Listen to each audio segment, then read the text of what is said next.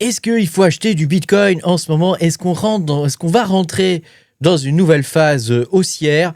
Je vais te montrer toutes sortes d'indices dans cette vidéo qui pourraient faire penser que effectivement, c'est peut-être le cas, mais peut-être pas. Hein, attention, hein, on va voir ça ensemble.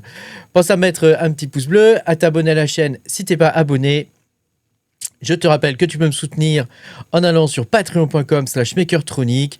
Tu pourras voir mes vidéos de minage exclusives, hein, puisque tu sais que désormais, je sors mes vidéos de minage, en particulier de spec mining, voilà, uniquement sur mon Patreon. Voilà, l'idée, hein, c'est évidemment qu'on puisse miner ça en petit comité, hein, pour se partager la part du gâteau, hein, quand il y a un gâteau. Il n'y a pas toujours, hein, ça ne paye pas toujours, mais il y a des fois, ça peut bien payer aussi. Voilà, je te rappelle que je ne suis pas conseiller financier, donc si tu cherches un conseil financier, ma foi, je ne sais pas quoi te dire, moi. Hein. Trouve quelqu'un qui t'en donne. Moi, en tout cas, moi, je t'en donne pas. Hein. Alors, on va pouvoir commencer cette vidéo. Hein. Est-ce que Bitcoin va démarrer une nouvelle phase haussière? Je vais te montrer dans cette vidéo toutes sortes de témoignages, toutes sortes de personnalités qui font en sorte que tu essayes d'acheter du Bitcoin, qui font en sorte que tu ailles acheter du Bitcoin, hein, parce que visiblement, il y a besoin de liquidité dans le marché des cryptos. Hein. Les gens n'ont peut-être plus trop confiance à force de s'être fait bien enfiler, hein, je ne sais pas. En tout cas, je vais te montrer tout ça.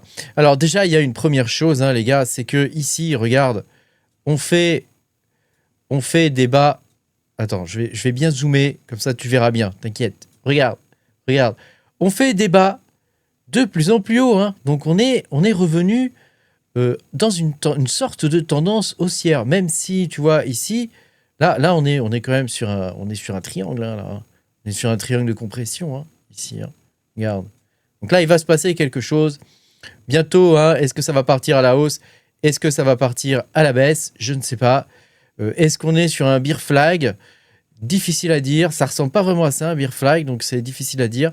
En tout cas, on verra bien ce que ça va donner. En termes graphiques, c'est très difficile de dire actuellement où on en est. Autre signe des temps, on a Monero, hein, qui, pour toutes sortes de raisons que j'ai expliquées dans ma vidéo d'hier, est en train d'exploser les plafonds.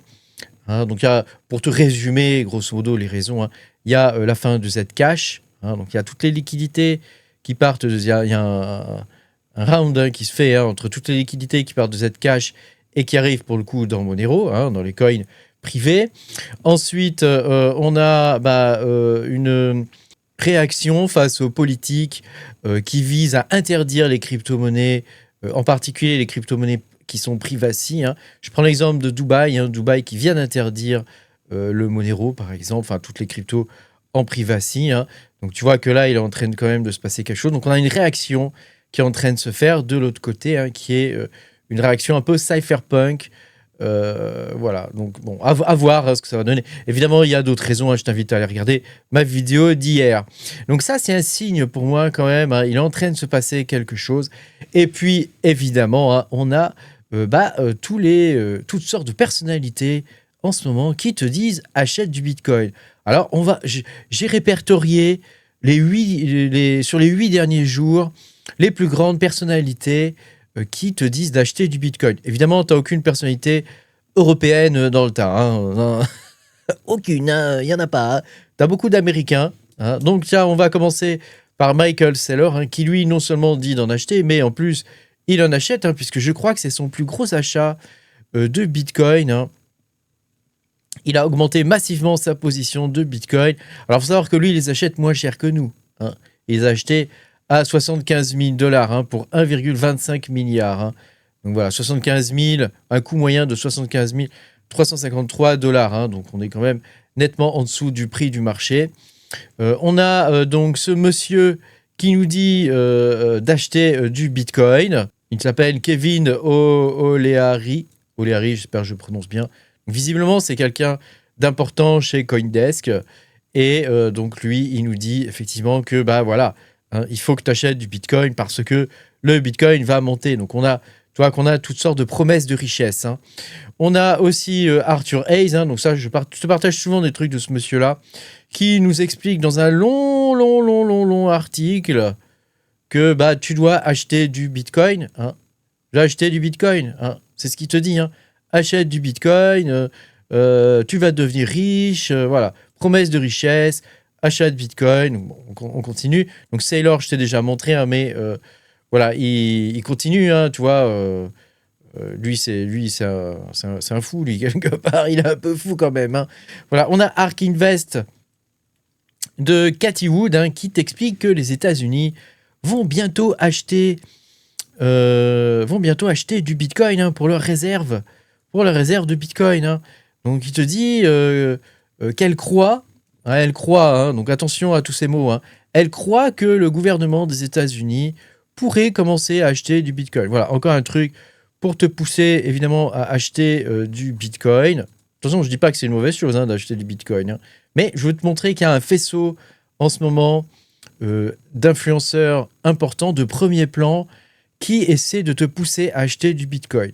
On a donc CZ, hein, évidemment, hein, CZ, hein, depuis qu'il est sorti de prison, il n'arrête pas. Donc lui, il encourage évidemment tous ceux qui hold de la crypto voilà, à acheter évidemment du Bitcoin. Hein. Notre ami CZ veut qu'on achète du Bitcoin. Enfin, je ne sais pas si c'est notre ami, hein, mais en tout cas, il nous explique que pendant que tu es en train de paniquer et que tu vends ton Bitcoin, les banques des États-Unis, elles sont en train de se charger en Bitcoin. Voilà, ça c'est ce qu'il nous explique. Hein. Donc on a ensuite Saquon Barkley, donc, qui est une personnalité aussi importante, hein, qui a été convaincu du coup par Michael Saylor hein, et qui te dit que évidemment tu dois acheter du Bitcoin. Donc c'est la dame qui est là, hein. Visiblement elle est assez connue. Hein. Moi je la connais pas, mais elle semble assez connue. Hein. Voilà, on a Justin Sun, hein, tu sais le mec de Tron là, le crypto scam là, Tron, qui te dit attention, achète du Bitcoin hein, parce que Warren Buffett va bientôt en acheter. Donc là, voilà, il te dit que tu dois, lui aussi il te dit que tu dois acheter du Bitcoin. Voilà, il y en a beaucoup comme ça. Hein. On a Brian Armstrong hein, qui te dit que c'est très important que Bitcoin va pumper bientôt et que si tu n'achètes pas du Bitcoin, tu risques d'avoir des petits soucis, de l'argent que tu ne vas pas gagner. Hein. Donc là, il t'explique tout ça dans un post, machin, que tu dois acheter du Bitcoin. Évidemment, on a aussi BlackRock, hein, avec Larry Fink, qui te dit que Larry Fink, le nom que tu veux, te dit évidemment que tu dois acheter du Bitcoin. Bon voilà, tous ces gens-là, on arrête là. Hein. Tous ces gens-là te disent que il faut acheter du Bitcoin. Donc est-ce que ça te paraît pas suspect ? Franchement, est-ce que ça fait un petit peu... ça fait longtemps hein, qu'on est dans la crypto hein, maintenant. Hein. Et quand on voit des mecs comme ça, qui sans arrêt, tu vois, on a l'impression vraiment qu'ils travaillent les médias hein, pour que tu, toi, retail, hein, petit épargnant, pour que tu achètes du Bitcoin. Alors la question, c'est... on a aussi Donald Trump hein, qui te dit plus ou moins ça, hein, que voilà, ils ont des Bitcoins, tout ça, que Bitcoin, c'est la prochaine... enfin pas forcément Bitcoin, mais que les cryptos, tu vois, c'est la prochaine vague financière, etc. Voilà, moi, je trouve que l'intelligence artificielle de nos jours est beaucoup plus révolutionnaire. Il faut quand même dire ce qui est. Hein, quand même beaucoup plus révolutionnaire que les crypto-monnaies. Il faut dire ce qui est. Cela dit, voilà, les crypto-monnaies, ça reste quand même quelque chose de très intéressant. Moi, je m'amuse bien avec les cryptos hein, et l'intelligence artificielle aussi. Faut vivre avec son temps. Hein. Alors, je voulais te montrer ce site. Ce site te résume en direct ce que toutes les personnalités importantes pensent. Hein. Ça s'appelle Unibias. Hein. Ce que toutes les personnalités importantes pensent et surtout est-ce qu'ils sont haussiers, est-ce qu'ils sont baissiers, quelle est leur tendance, tu vois. Et ça te permet d'avoir une tendance générale. Donc là, tu as tous les analystes hein, qui sont ici et tu as le consensus. Actuellement, le consensus donc, de tous ces gens importants, c'est qu'on est en phase d'accumulation alimentée par la dévaluation de la Fed. Voilà, ça c'est le consensus haussier qui est à 70% hein, quand même hein, sur Bitcoin. Et on a le consensus baissier qui actuellement te dit que voilà, les distributions par les baleines et sortie d'ETF signent la fin du cycle. Ça, c'est les deux consensus actuellement les plus importants qui s'affrontent. Hein. Et voilà, après, tu en as d'autres pour Ethereum, mais bon, on va pas rentrer pour Ethereum. Tu sais que moi et Ethereum, on est copains. Pas trop, en fait. Mais sur le côté ici, tu as une vue d'ensemble du marché où on t'explique que la loi Clarity pourrait être le plus grand catalyseur institutionnel, enfin, catalyseur pour l'adoption institutionnelle. Bah oui, parce que l'adoption du particulier, elle a déjà eu lieu, tu comprends. Et ici, les ventes institutionnelles persiste. Bitcoin affiche quand même une structure baissière sous la résistance de 93 500. Voilà, les deux ont raison, de toute façon. Là, c'est pareil, les deux ont raison. Seulement, voilà, il y a plus de gens qui sont dans le consensus haussier que de gens qui sont dans le consensus baissier. Alors, est-ce qu'il faut avoir confiance dans ce type d'analyse de tous ces gens qui analysent. Alors, il y a des vrais professionnels là-dedans. Mais voilà, il y a aussi toutes sortes de personnalités. Tu vois, Arthur Hayes, par exemple, ici. Voilà, il y a des... Bon, je t'invite à aller voir. Je te mettrai le lien dans la description de la vidéo. Il y a énormément de gens.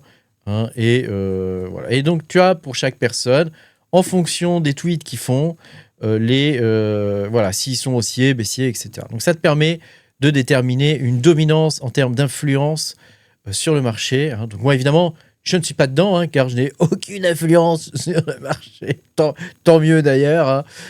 Tant mieux.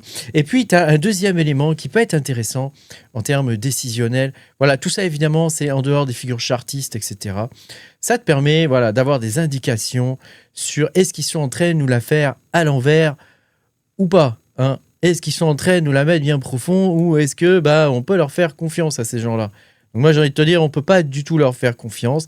Néanmoins, ça reste un indicateur intéressant. Sachant qu'actuellement, moi, je trouve qu'un des indicateurs les plus intéressants, puisqu'on est sur une adoption institutionnelle, c'est les inflows, outflows au niveau des spots ETF, du Bitcoin spot ETF.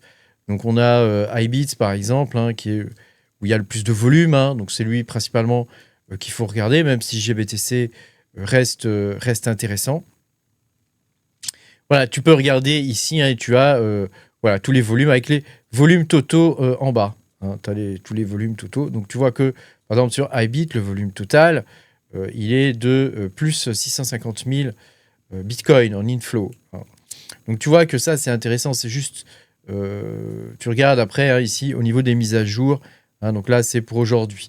Donc, qu'est-ce qu'on peut retenir de tout ça? Est-ce que tous ces gens essaient de nous la mettre à l'envers? Est-ce que c'est intéressant de regarder un peu tout ce que ces gens ont à nous raconter? Il faut bien comprendre maintenant que BlackRock a repris les achats depuis le 6 janvier, après avoir fait une pause de ses ventes en 2025.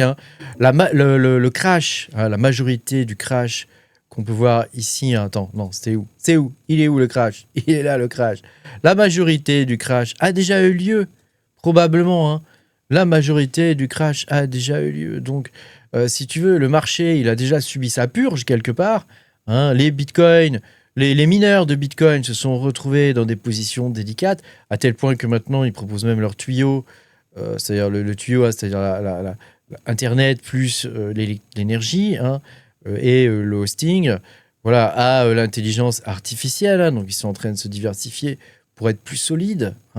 Donc, tu vois que le plus dur, en fait, probablement est déjà passé.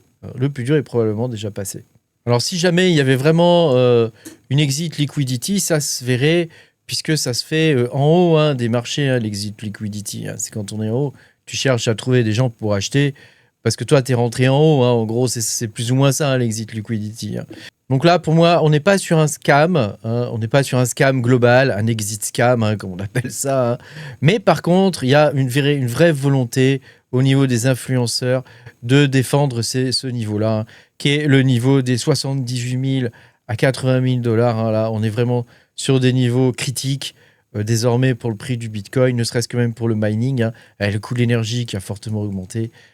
On est sur des prix critiques. Donc, il y a une véritable volonté des investisseurs et de tous ces gens qui sont dans le milieu, de faire en sorte que le Bitcoin ne s'écroule pas. Néanmoins, il faut rester méfiant. Leur idée, c'est quand même d'aller chercher de la liquidité. Leur idée, leur mouvement, il est clair, hein, c'est ça, hein, c'est d'aller chercher de la liquidité. Donc, est-ce que c'est le moment de rentrer dans Bitcoin ou pas? Difficile de dire, évidemment, tu en es seul juge. Hein. Pour ma part, j'ai pas vendu mes Bitcoins. Donc, même quand on était à 126 000, voilà, on est redescendu même ici à 80 000. J'avoue que j'ai un peu hésité à 80 000, mais j'ai bien fait de pas vendre, puisque depuis, tu vois qu'on est remonté. Actuellement, on est à 92 489 $. Merci beaucoup d'avoir regardé cette vidéo. Pense à mettre un petit pouce bleu, à t'abonner à la chaîne si t'es pas abonné, et je te dis à bientôt pour de nouvelles aventures. Salut!